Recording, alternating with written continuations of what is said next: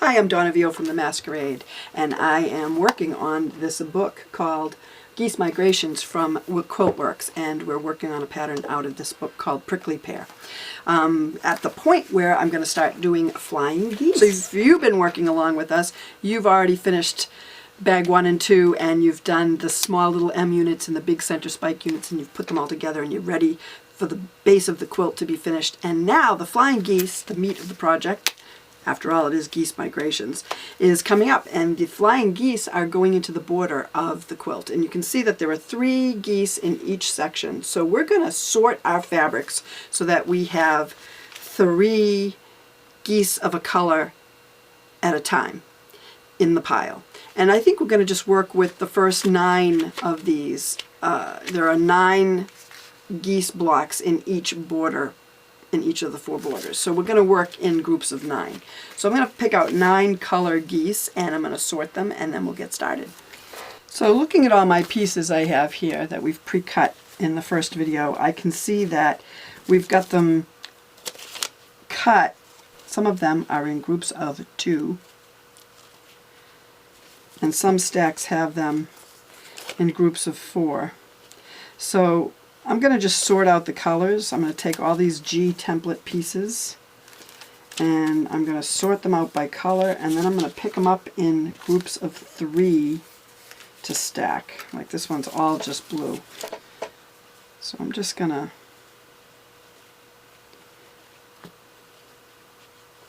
take each color and give it a stack.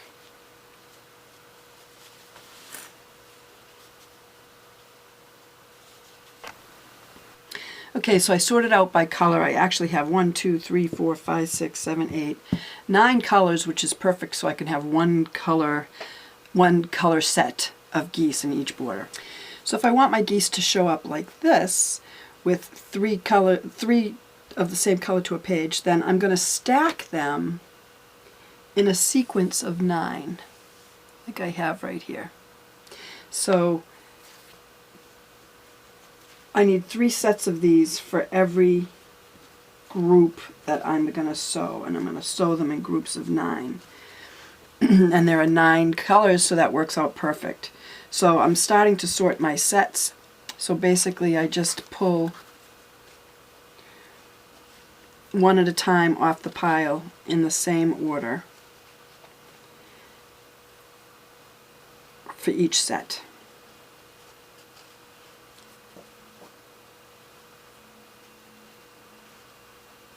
Like that. If you want your geese to show up one at a time, I would suggest picking just 6 geese out, 6 colors, so that they run in order and it's easier to sort them. And what you'll do is pick out 9 of one color, 9 of the next color, and 9 of the next color. And then when you're stacking your stacks in between each of the backgrounds, you'll put 1 stack of 9, and then the next in between you put another stack of 9, and then the next in between another stack of 9. And we have 4 groups of backgrounds, and so you'll do one group like this, and you'll do one group with 3 more, and then another group like this, and another group with 3 more. And then that way you'll end up with your 4 groups completed, and your geese will be in a single file order like that. So I've decided I like them to be all one color on each page, and so I'm going to continue stacking them. I start with my section 9, with the sew side away from me, my section 8, with the sew side away from me. Then I'll pick up a set of geese, and section 6, with the sew side away, 5, with the sew side away, 4 is the geese, 3 with the sew side away, and 2 with the sew side away, and then the last set is geese. So there's another set of 9 ready to go. I put it with 9 of these paper unit pieces, and then I'll do it again. 9, 8, 7, 6, 5, 4, 3 and 2 and 1. So they're all ready to go. I'm going to start piecing my first set. So I'm ready to start piecing, and I'm going to do it the same way I did the other ones. I have to place the first piece on here with the right side of the fabric away from the back of the paper. So you do the wrong side of the fabric to the wrong side of the paper. And the best way to do that is to get a good light source. I just use my light from my camera on my phone. And I take my first piece and I make it wrong sides against the wrong side of the paper and match it up so that I have the edges covered for the seam allowance. I kind of like to make it go right to that dotted line so that I don't have to trim the first line and I can get going with the next piece. So what I'm going to do is just put a pin to hold it into place.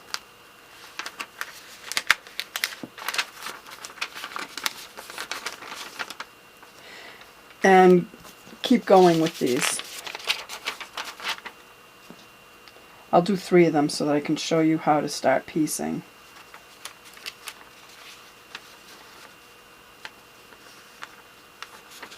And it's okay if you go past, because you can always trim. Fold the paper and trim. But I like to get it really close to that dotted line, and then I don't have to. I can skip that first trim step.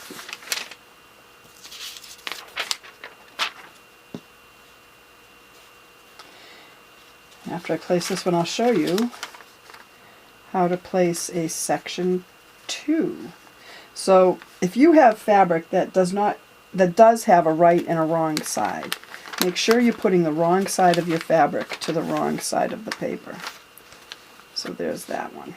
So now to place a section 2, the sew side's already marked for you. And I like to just put my paper behind it so that it reminds me which side is the sew side. Now I'm going to put these back in the order they were in. I started with this red one first. And I'm going to pick up my section 2, and I'm going to match that sew side to the dotted line behind line 1. And to make sure that it's going to cover the space, I can turn it over and I can fold myself a pretend 1/4 inch mark and then look back at it, and it's going to cover that section that needs to be covered. So I know that I can line it up in this way on the back of the paper so that it fits the corner with the point.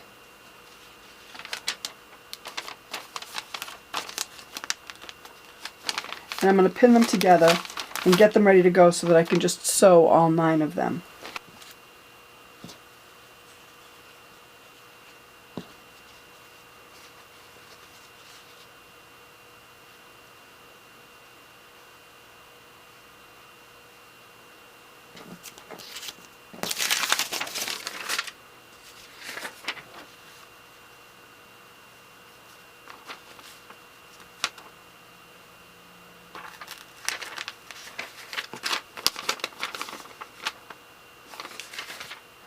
Now here's one that is a right and a wrong side. So I want to make sure the wrong side is up because that's going to go against the paper. And then I'll put my piece 2 right sides together with it.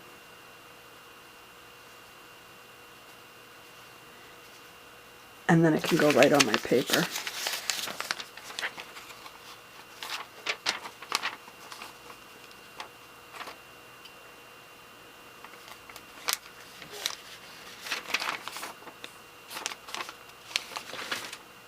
And on the next one,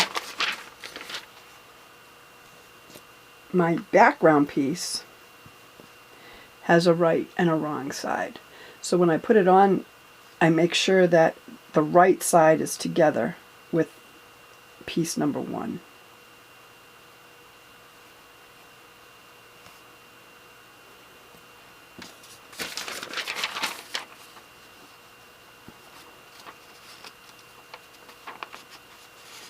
And they line up on line 1. And then with this last one, I'm going to show you the traditional way to do it. If you want to go by the book and do it that way, that's great too. You're going to take your paper and your piece, and you're going to put it behind in the middle somewhere, just to make sure that it's all covered. You don't have to worry about the dotted lines, except that you're going to make sure your fabric goes past the dotted lines. And then you're going to glue it to the fabric, to the paper.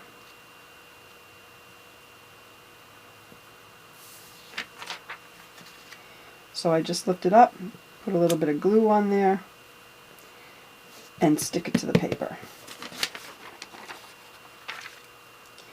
Now the next step is to trim line 1. So I take my template and I put it on line 1, and I fold towards me. I make sure I can read line 1, that it's not covered by the template and it's not upside down. And then I fold on line 1, and I take my add a quarter ruler, butt it up against that template, and I can cut.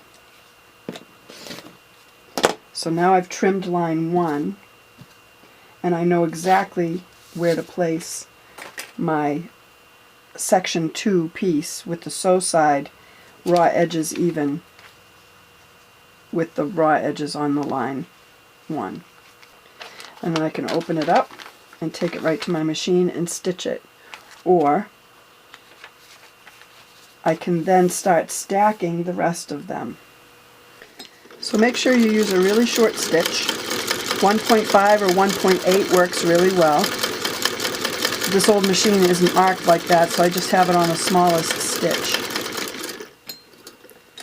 On a featherweight, you want it between 25 and 30.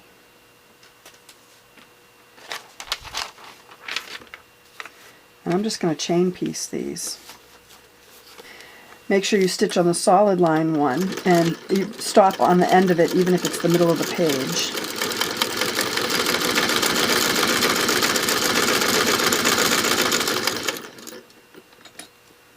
I can pull the pin out when I've got that sewn.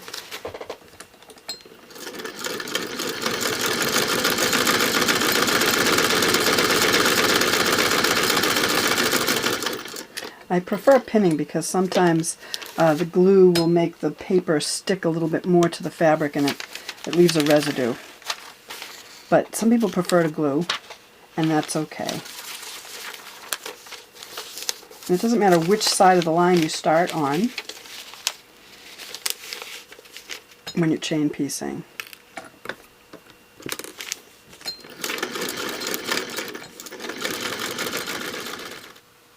So I've pressed them all, and the next step is to trim. So I'm going to look at my line 2, make sure that it's not upside down and I'm reading it, and then I'm going to pull away a little bit of the stitching that's here. You can see that we stitched past the solid line like we were supposed to, and then the paper won't release until you pull it away from those threads. So you fold onto line 2. Using your add a quarter ruler, you trim off that 1/4 inch.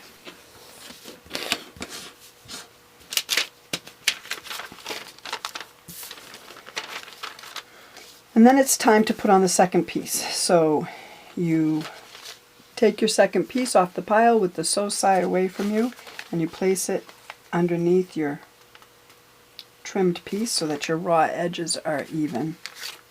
And then you want to make sure that it's going to cover this next section right here. It's just this section, so it doesn't even have to be up this far. So you're going to want to sort of make it go towards this end. And to see if it fits, again, you can use your flashlight or hold it up to the light above your head.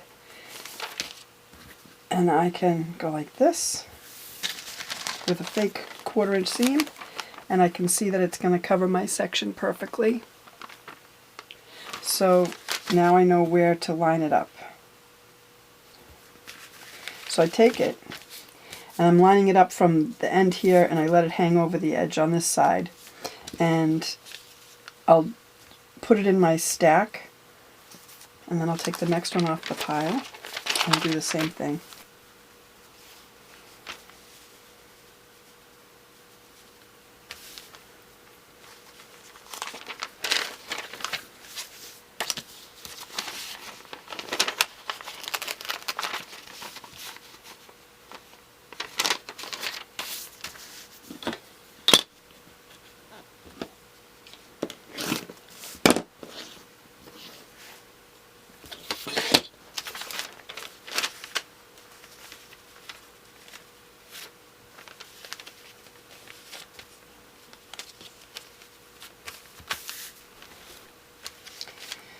There, so I've got them all stacked and ready to sew.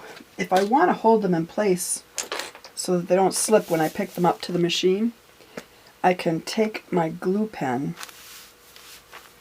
and I can just peel back and put a couple daubs of glue on that raw edge so that they stick. And then I'll take my next one.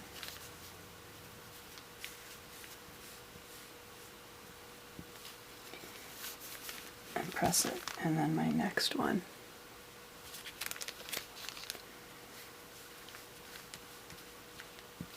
You don't need a lot, just enough to hold it so that it doesn't slip while you're moving it to your machine. Some people are very comfortable with just moving the piece and not gluing it first. That's okay too. The glue is not absolutely necessary, but it's a helpful tool if you feel the need.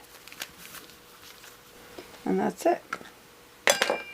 So now I'm ready to sew.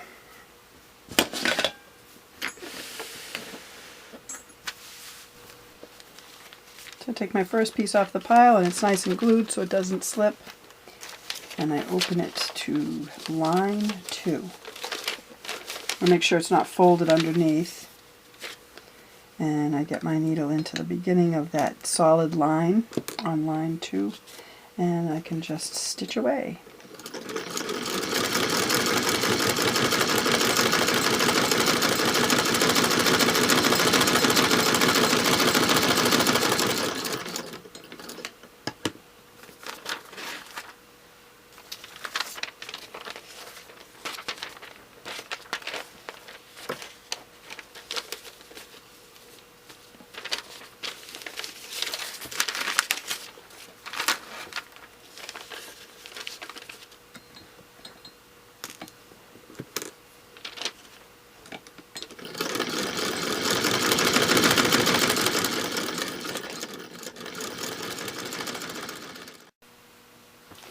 So I've pressed 9 of them. Now I'm going to trim on line 3. I'll put a little bit away and place your template on line 3, the solid line 3, bend it toward you, and then add a quarter ruler to get your 1/4 inch seam allowance, and that's scrap. I'm not going to stack these because it's just the geese and they're so easy to center on here. So I'm just going to pile them up.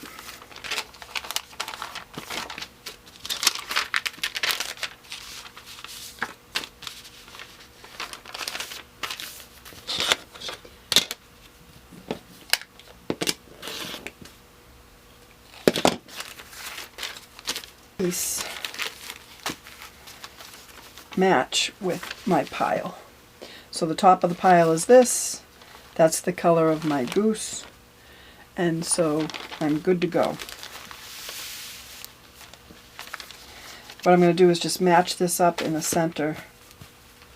You can see the center point of that goose and the center of that goose, and all you have to do is match it up like that and sew it on the sew line number 3.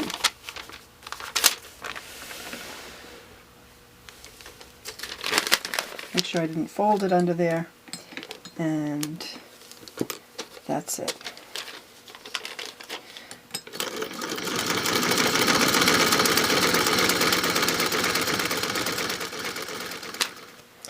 So after I finish stitching all these, same color, I'm going to press them open and then I will place my template on line number 4, and I will trim, and then I will place the 5th piece, section 5, along the raw edges.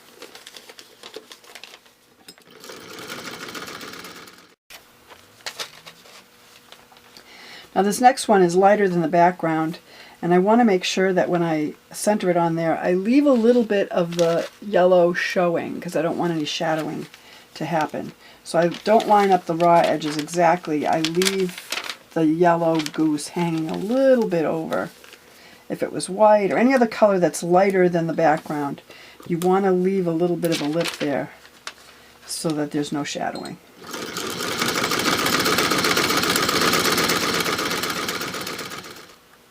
They're all pressed. That's what they look like now. Pretty cute. And now it's time to trim again. So we did 1, 2, and 3. Now we're on line 4. It's on the left. Again, we have to tear away that little bit. We put on our template, fold it towards us, and then trim. And then the next piece in line is section 5. So I'm going to stack these with my section 5 pieces so they're ready to go. Probably won't glue them, but I'll stack them. So I pull that off the top of the pile. It's already right side up. So now I have to place it with the raw edges even, and it has to fill in this section here. So I'm going to flip it and make sure that it fits. It needs to go a little more this way. So I think I'm going to line it up with the edge I have over here. And that will fit perfectly. I can feel the edge of the fabric is way over here, so it more than covers what it needs to cover.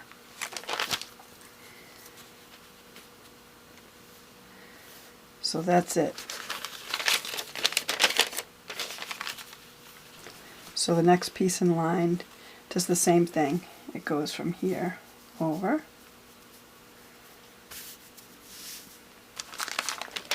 And then I trim this one on line 4 and I stack it on top.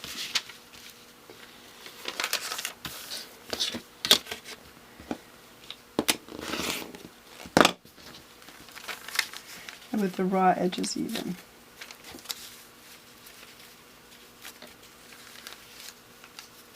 Like that. So I'm going to continue to stack this pile, and then it needs to be sewn. So I'm going to finish this, and then I'm going to press them and trim them, and we'll go on to the next section.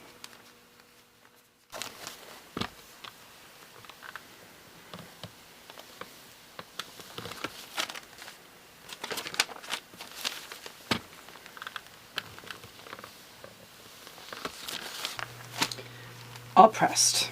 Now it's time to trim them again. So now we're on line 5. So I know it sounds repetitive, but again, we just fold the template towards us on the solid line 5, put our add-a-quarter ruler down, and trim away the excess fabric, giving us a nice 1/4 inch seam.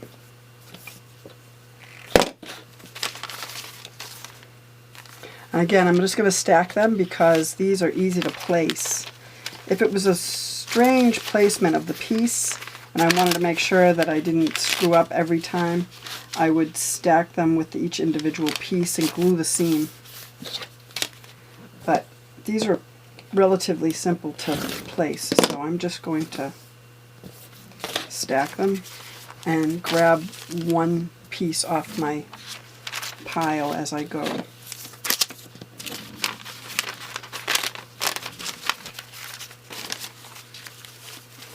There they are, ready to go. So now I'm going to take the next section, which is section 6, and I'm going to place that on each piece.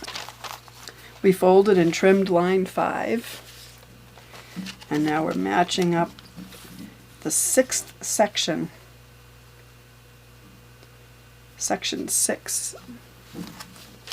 And I'm going to sew on line 5. Can be somewhat confusing, but you know it's the next one because you've already done 1, 2, 3, and 4, so you know line 5 is the next one.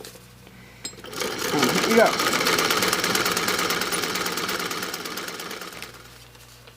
And each time I like to check and make sure my background matches, just in case something got out of order while I was doing either the ironing or the cutting, trimming. I love using these old machines. I'm finding that while I'm hand cranking, every time I crank another piece, it just makes me smile and laugh. And I get a good core workout.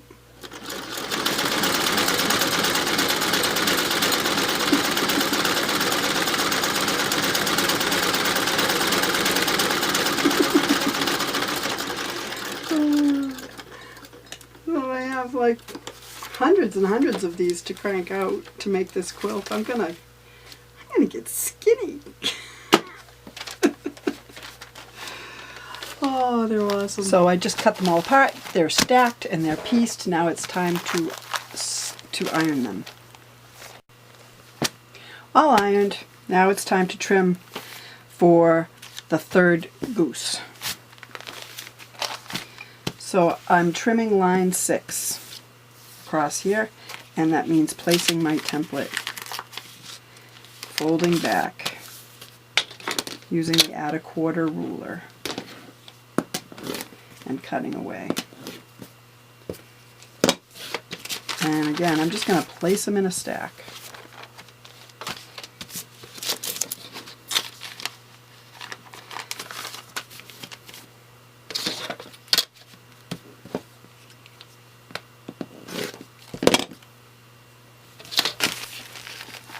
Last one.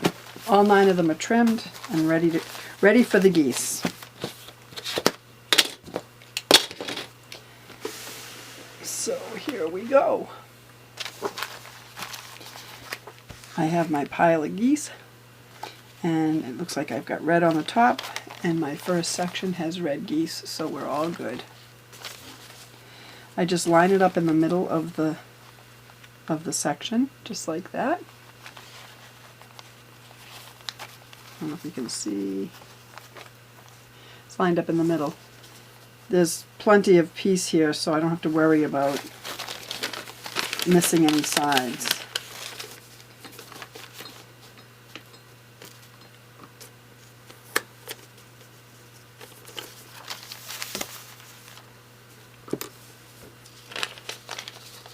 And when I have a goose that's light colored, I want to make sure that I leave a little of the edge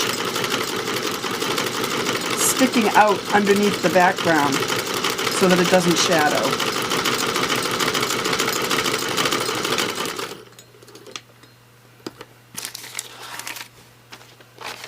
The next one's kind of light, lighter than the background anyway, so I'll show you what I mean. When I place it, I want it to stick over the edge a little bit so that you can see some of the goose. And then that way there won't be any shadowing.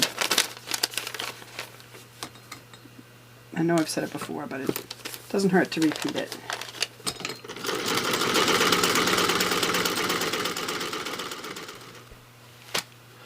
All pressed, stitched and pressed.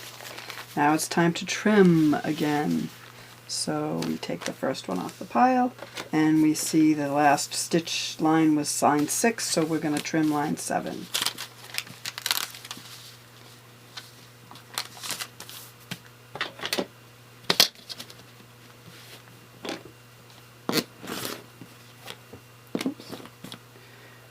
It's quite easy once you get going with this.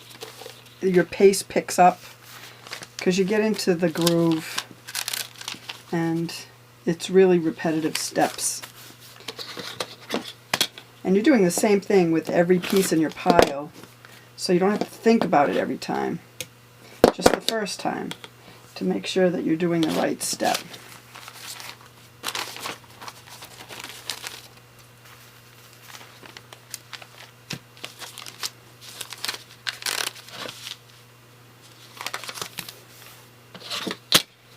So I'll finish trimming these and then we're going to place the next piece and sew.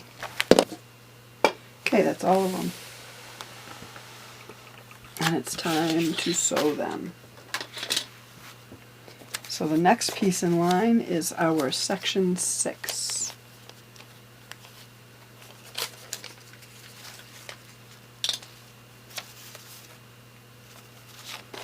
First one off the pile, it matches. So I just pick it straight up because it's stacked right side up.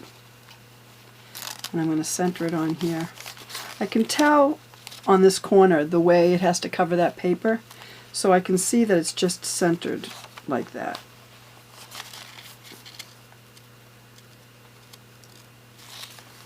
And it should cover fine. It's going to go a little bit over. So it might be a good idea to check them as I go, I guess.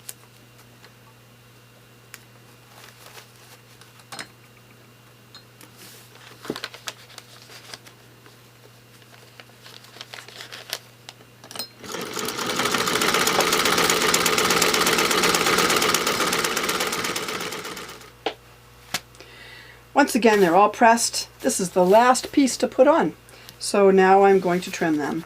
And we're trimming the last line, line number 8. There's 2 spots that have to tear back. Just give them a light little tug. And then you're ready to fold over your template and use your add a quarter ruler and trim your seam. And they're going in a stack.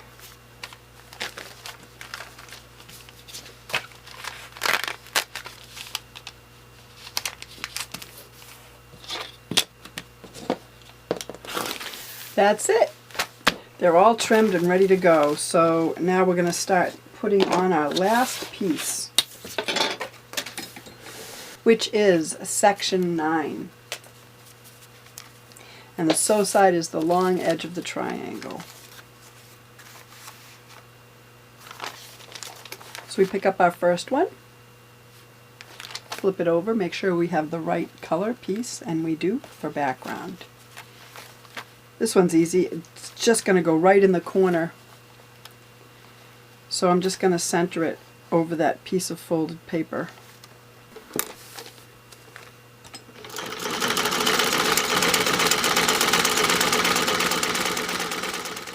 So when I'm all done, I'm going to flip them over and I'm going to trim them along the dark, solid line so they're all square. Then I can take the papers off and we'll go to the design wall and lay out the quilt.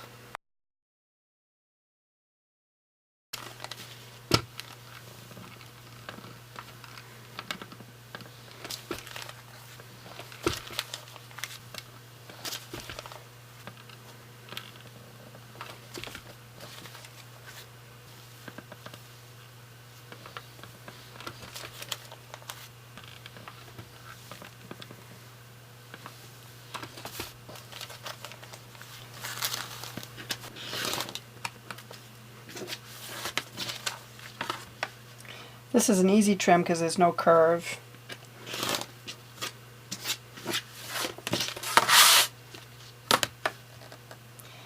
I can use a nice flat straight ruler.